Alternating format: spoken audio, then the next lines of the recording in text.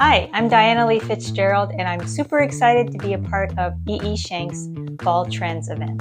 I'm here to talk to you about my book, Patchwork Sashiko, Transform Your Scraps, 14 Slow Stitch Projects.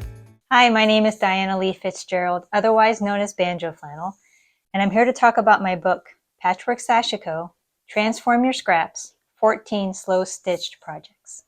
This book focuses on my Patchwork Sashiko method, and it's a method that combines different slow stitching techniques and creates a raw-edged, beautiful, and stable textile. And because this textile is stable, you can use it just like fabric. You can cut it up, trim it, use it in any project that you like. So sustainability is a very popular topic. And there are a lot of crafters and sewists out there that have a lot of fabric scraps, but they don't know where to start. This method is a great starting point for those people to get comfortable with the idea of sustainability. But you don't have to use fabric scraps. The instructions actually start with using pieces cut from quilting cotton yardage in order to learn the method. This is actually how I recommend people learn for the first time. This way they are all learning with the same starting materials. But you're probably wondering, what do these textiles look like? Let me show you.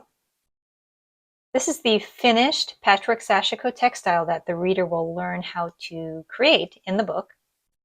And you can see that it's full of texture from the stitching, from the raw edges of the patchwork pieces. And you might be wondering, well, is this going to fall apart at some point? No, it is not. That is the key to these textiles, is that after you've created this patchwork and put the stitching on, you can then use it like fabric. You can cut it, trim it, whatever you need to do if you want to use it in another pattern. This is an example of one that's been trimmed around the edges, and it's very stable. It's not going to come apart.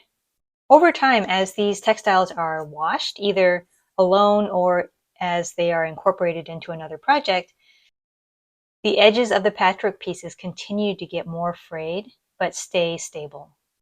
And it builds character over time. So the color choices are limitless, basically. This is one colorway. Here's another one, a nice traditional blue color.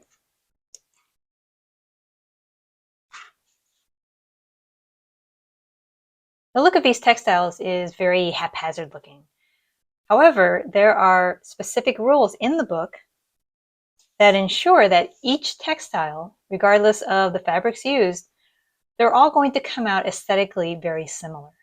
That makes this process repeatable. So here's an unstitched version of the same color palette. And I'd like to demonstrate some of the stitching so that you can see what it's like.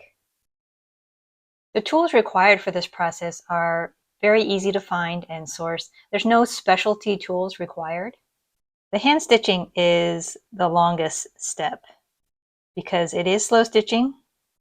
It's called slow stitching for a reason. But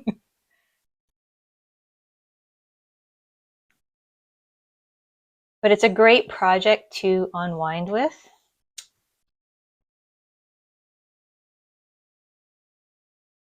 Each row is stitched one row at a time. And the goal is to have stitches of uniform length.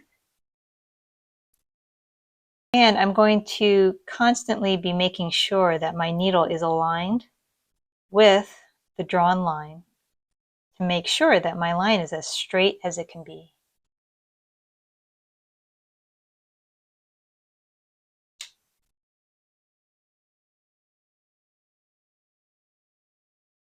This book has a lot of tips and tricks that I have gathered over the years of teaching this method. And the best part is that there are a lot of very clear and beautiful how-to photos for all of the steps.